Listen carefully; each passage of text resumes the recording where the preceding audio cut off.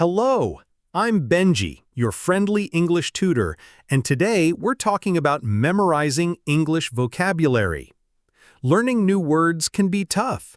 You study a list of words, then the next day, half of them are gone from your memory. Sound familiar? Well, don't worry, I've been there too. In this episode, we'll cover fun ways to learn vocabulary faster and easier, how to practice pronunciation, how to remember meanings in context, and even some of my own silly stories from learning languages. We'll also look at some useful apps and tools that make learning new words feel like a game. Ready to become a word-memorizing wizard? Let's dive in. Why memorizing words is important. Before we jump into tips, let's talk about why learning words matters. When you know more words, you can understand and speak more. It's like having more building blocks to make sentences. For A2 learners, learning vocabulary can open new doors. You can read a fun story, chat with a friend, or follow a movie you like. On the other hand, forgetting words can be frustrating. Ever been in a conversation where you have the idea in your head, but the English word just disappears? Arg! We've all been there. I sure have. I remember once in a restaurant, I knew how to say fork in Spanish, but when I needed it, my mind drew a blank, and I ended up pointing at the spaghetti while the waiter laughed. The good news is, there are proven techniques to remember vocabulary better. For example, memory experts say it's much better to study a little each day instead of cramming all at once. In one study, researchers found that repeating words a little bit every day helps you remember them better than repeating them 100 times in just one day. It makes sense, right? Your brain needs breaks to work. So the theme of our talk is study smart, not hard. We'll use stories, images, repetition, and even games to make words stick. Ready for some fun? Flashcards and spaced practice. Let's start with a classic, flashcards. Flashcards are pieces of paper or digital cards with a word on one side and its meaning or a picture on the other. They are a tried and true way to learn and remember words. Why? Because you can use them with spaced repetition, a fancy term that means reviewing words at increasing intervals over time instead of all at once. How do flashcards work? Imagine you have a stack of new words. Each day, you look at the cards and try to remember the meaning. If you get a word right, you might put it in a known pile. If you get it wrong, it goes into a review pile. Each day, you focus on the ones you have trouble with and review the others less often. This way, you're spending the most time on the words that need it. In fact, studies show that this kind of repeating helps you keep words in memory much longer. One research team even looked at language learners over many years and found that both more practice and longer breaks between practice made memory much stronger. I used this trick myself when I learned new vocabulary for a test. Every night I took 10 minutes to quiz myself with flashcards. By the end of the week, the words that used to confuse me were a piece of cake. It felt so good to see the star on a card and know I had mastered that word. You can review new words in small chunks over several days, not all at once. And you also can use both paper flashcards and apps, like Anki, to quiz yourself anywhere. Recap: flashcards plus spaced review equals long-term memory. Try it. Make 5 flashcards tonight, study them tomorrow and the next day, and notice how they stick better each time. Mnemonic stories and funny links. Another great trick is using mnemonics. That's just a fancy word for memory tricks. Basically, you make a story or image that links to the word, so your brain has an easy hook to hang the word on. For example, to remember the English word apple, you might picture an ape taking a pill inside an apple. Yes, it sounds silly, but that silly image will help you recall apple. Or for courage, I once imagined the car courageously driving through a storm. The crazier or funnier, the better, because it makes it memorable. These stories don't have to be long. Just linking a word to something you already know can help. Think of the sentence, Vin Diesel has 10 weapons. Weird sentence? Yes, but it's a popular mnemonic in Spanish class. It helps students remember the forms of tener, an irregular verb. Similarly, English teachers have silly lines like 8, 8 to remember that the number 8 and the word 8 sound the same. The point is, putting words into a funny story or phrase can make them pop into your head when you need them. To remember the word fork, imagine a fork stabbing a poor K. The K end is sharp. Sounds silly, but it works. For donut, picture a donut literally full of nails. Dough-nuts. Nails sound like donuts? The sillier, the better. Why it works, these mnemonics use creativity and images. Our brains are very good at remembering stories and pictures. A research article even says that forming a vivid mental image or story around the information helps it stick. It connects the new word with something in your memory. Personal story. I once struggled with the word ambidextrous, means using both hands well. I made a story. Am I Dexter's? Dexter was a TV character. It made me laugh, and now I just ask myself that silly question and remember the word means using both hands equally. Turn words into stories, songs, or acronyms. Draw a quick doodle or find an image that reminds you of the word. Silly equals memorable. Recap, use funny pictures or stories to link words to things you already know. Your brain loves imagery and patterns, so give it a juicy one. It's easy to make a long list of English words with their meanings and try to memorize them, but that often doesn't work well. Researchers and teachers emphasize learn words in context. That means seeing or hearing the word in a real sentence, story, or situation. When a word appears in a story or conversation, it's easier to remember because your brain attaches meaning to the context. For example, instead of memorizing just magnificent equals great or very beautiful, read a sentence like, the magnificent castle shone in the morning light. Suddenly, magnificent feels more alive. You can imagine a beautiful castle. This helps you remember that magnificent means something like very beautiful. An English learning site even says reading books, watching TV shows or videos with English, and playing games in English can help new words stick better. When you enjoy what you're learning, like listening to a song or reading a comic, your brain says, "Oh, this is fun," and remembers the new words with the enjoyment. Example, if you learn apple, also learn how to use it. I ate a delicious red apple. Seeing apple in that sentence helps you remember what it is. Example, for the word wonderful, see it in a sentence like, that movie was wonderful. It's more clear than just wonderful equals very good. Writing your own example sentences is super helpful. One study suggests that the best way to review a new word is to make your own sentences with it. Each time you use that word in a sentence, you're building a new path in your brain, connecting that word to your ideas. Over time, those connections get stronger. The site explains that by making sentences about your own experiences, you turn passive words you only recognize into active words you can use. For instance, try using a new word in describing your day. I felt wonderful when I finished my homework. Now, wonderful is part of your story, not just a foreign word. Sentence making. For every new word, write 1 to 2 short sentences. Say them out loud if you can. Read simple stories or watch short videos and pick out new words. See how they are used naturally. It's like cooking. Learning one ingredient, word, is good, but learning a recipe, sentence, makes the dish meaning. Recap. Don't learn words alone. Learn them in fun sentences and real situations. This makes their meaning clear and hard to forget. Let's not forget how a word sounds.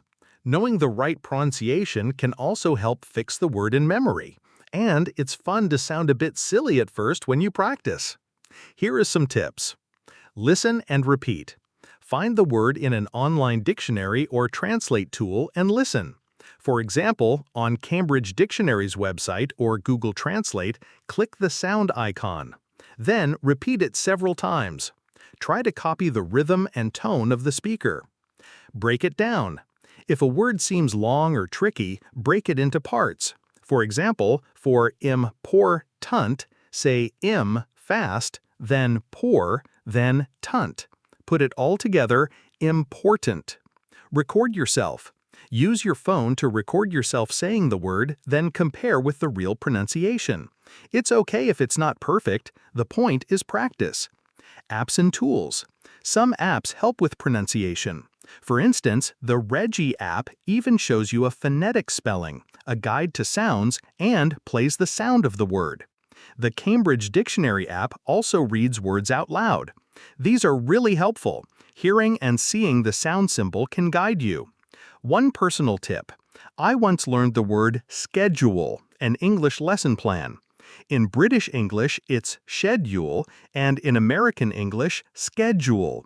I wrote it both ways on a sticky note, schedule or schedule, and said each out loud.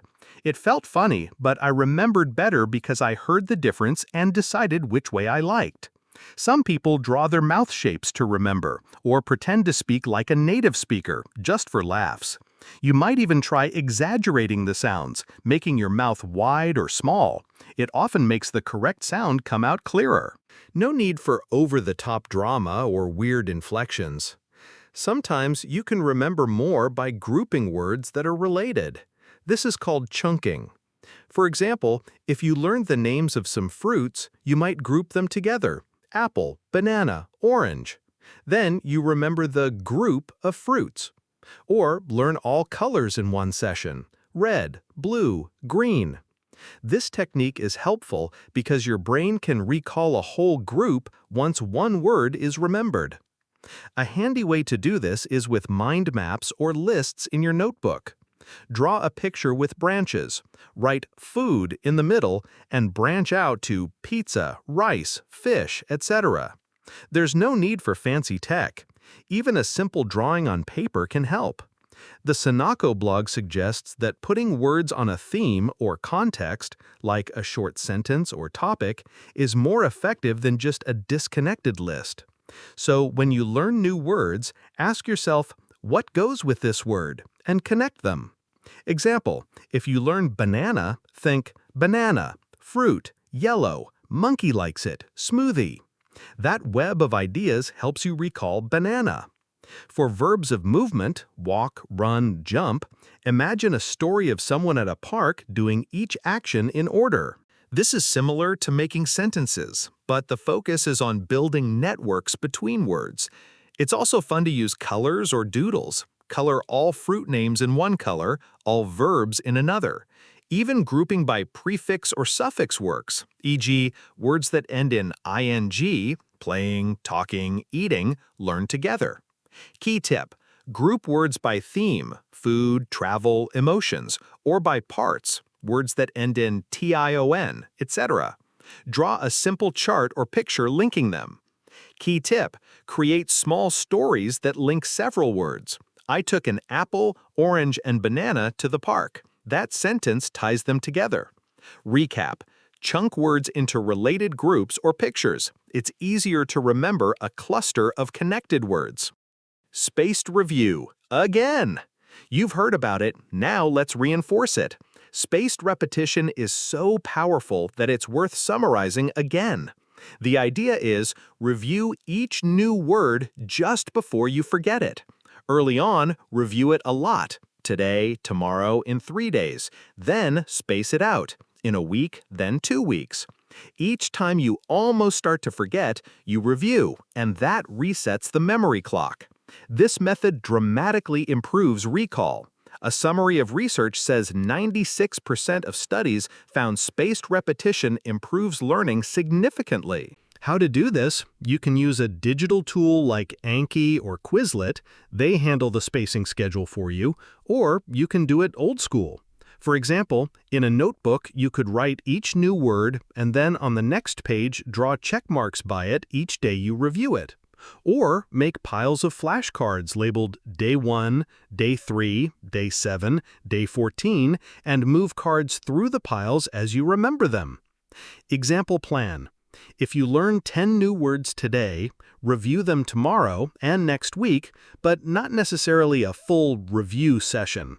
Just a quick check. Say each word out loud and see if you remember. Then, after a few weeks, quiz yourself again. Key tip: use reminders or a study calendar. Set small daily goals, like learn 5 words a day and review 5 old words.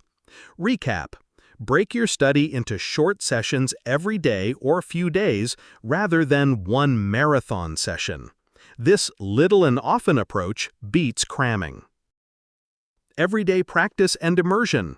Aside from focus study, think of little ways to use English in your daily life. This is often called immersion.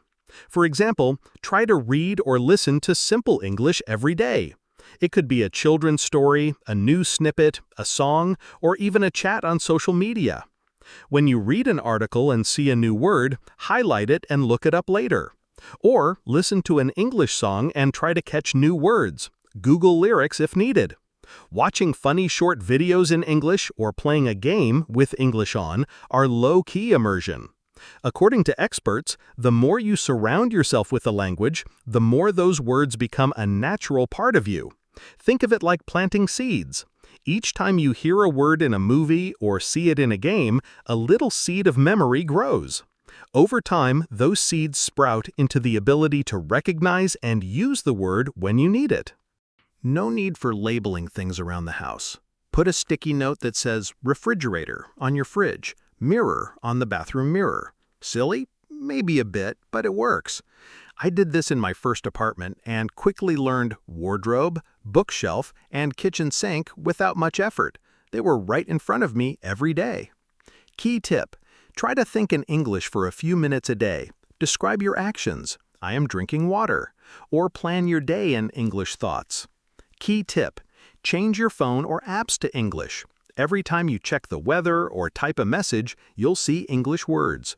Recap: keep English around you. Listen to music, watch shows, label objects. The more you see a word in real life, the easier it is to remember. Useful apps and tools. Now let's talk technology.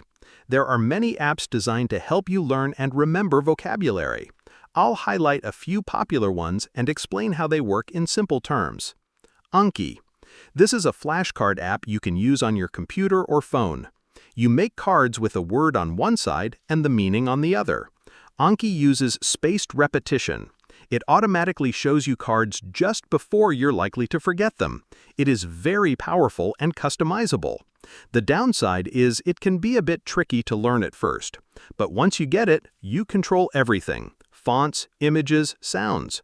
Anki is free except on Apple phones. Many language learners love it because it really sticks. You can even download pre-made decks of common words. How to use it? Create a deck for your words. Add new words each day. Every time you review, Anki will ask you to rate how well you remembered, like easy or hard. And then it decides when to show that card again. It's like having a personal tutor. Another flashcard app, but more user-friendly. You can type in words or even copy-paste lists from other sources. Quizlet has fun modes. You can play matching games, multiple choice quizzes, or simple flashcard flip. It also uses a form of spaced review to remind you of words over time. One cool feature, Quizlet will even play audio for many words so you hear the correct pronunciation. It adds this automatically for 18 languages. You can share your flashcard sets with classmates or find ones others made. The basic version is free and available on web and phones. Memorize. Memorize focuses on vocabulary and uses flashcards with pictures and audio. It's like Anki/Quizlet, but with a bright, game-like interface. You often see a word along with an image or example sentence. The cool thing about Memorize, it is scientifically designed for language learning, using spaced repetition to show you words at the right time. They call themselves Fun Plus Science. Some courses even have videos of native speakers saying the words. Memorize has free and paid plans. Reggie, this is an iPhone/Mac app, there are others like it, that automatically finds example sentences and even funny GIFs for new words. You just type a word and it populates a learning card with a picture or GIF and a sentence. It feels like magic. You see the word in a sentence and with an image instantly.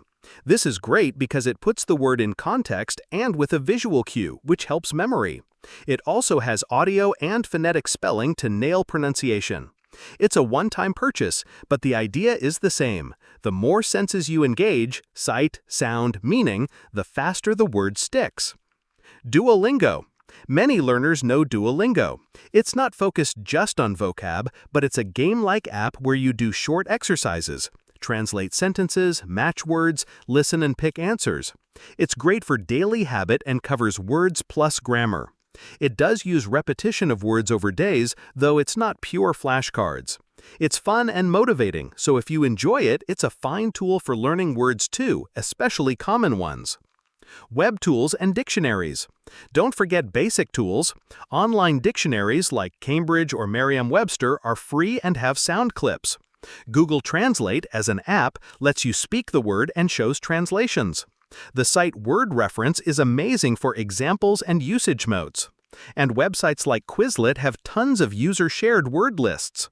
For listening, try LinkQ or Netflix with English subtitles to see vocabulary in context. Practice apps. You can use note apps, Evernote, Notion, as word journals. Write down new words each day. Some people keep a vocab journal, a notebook or digital doc where you write word, meaning, example sentence. Reviewing this regularly is helpful. No need for over-the-top drama or weird inflections. No matter the tool, remember it's just a tool. The magic comes when you use it consistently and pair it with the techniques above. For example, make your Anki cards interesting. Add a little drawing or example sentence, don't just words. Key tip: try out a couple of apps and stick with one. Learn how to make good flashcards in that app. Good cards often have A, the word in your own sentence, B, an image or sound if possible, C, a simple hint, and D, correct answer on back. Key tip: use reminders. Many apps can send notifications when it's time to review. Treat it like feeding a pet. Consistent care builds habits. Recap: apps like Anki or Quizlet use spaced flashcards. Memrise adds pictures and context. These tools take out the guesswork and make review easy. Choose one you like and let it quiz you daily. Personal stories, learning in real life. Let me share a couple of quick personal anecdotes. You'll see I used some of these tricks even when I didn't realize it. Story 1. The fruit flashcard fiasco. When I moved to a new city in my teens, I wanted to learn the local language's fruits, strawberry, pineapple, etc. I wrote each fruit on a flashcard, word in big letters on one side, a drawing on the back. Every morning with my breakfast, I would glance at them. On day 3, I saw I was mixing up the words for pineapple and pear. Instead of trying to force it, I made a silly sentence on the back of each. A mother pear kissed her baby pear, because pear was something like para in that language. That story made me chuckle. Suddenly, I never confused them again. This taught me, if something isn't sticking, change the approach. Story 2. Singing to sleep. I used to memorize English irregular verbs by making up a little song or rhyme. For example, for bring, brought, I'd sing, I brought my brother and brought his band. It felt like nonsense, but it was silly, and singing it helped me remember the past forms. I did this for quite a few tricky words. One Christmas, I recorded myself singing these on my phone and listened to them like a lullaby. They were stuck in my mind the next day. Not only did it stick, but I also realized music and rhythm are powerful memory tools. Story 3. Talking to the mirror. At one point, I was shy speaking English. So every evening, I stood in front of a mirror and pretended to order food in English, or said 5 random words out loud with as much attitude as possible. One night, I made myself laugh by ordering an invisible sandwich. If you're learning pronunciation, talking to yourself, or to your pet, or to a mirror is no joke. It really works. Story 4. The context hero. Once, while learning a set of new adjectives like lazy, noisy, delicious, I wrote a short story about my day using them all. My lazy dog was noisy when he smelled delicious bacon. This silly story hit all the words I needed that day. The next day, instead of blanking, I remembered the whole scene and thus the meaning of each word. These examples show that you can make learning as entertaining or personal as you like. The more fun or meaningful you make it, the more you'll remember. We've covered a lot of ground. Let's quickly recap some main points with bullets so you have a cheat sheet. Spaced practice.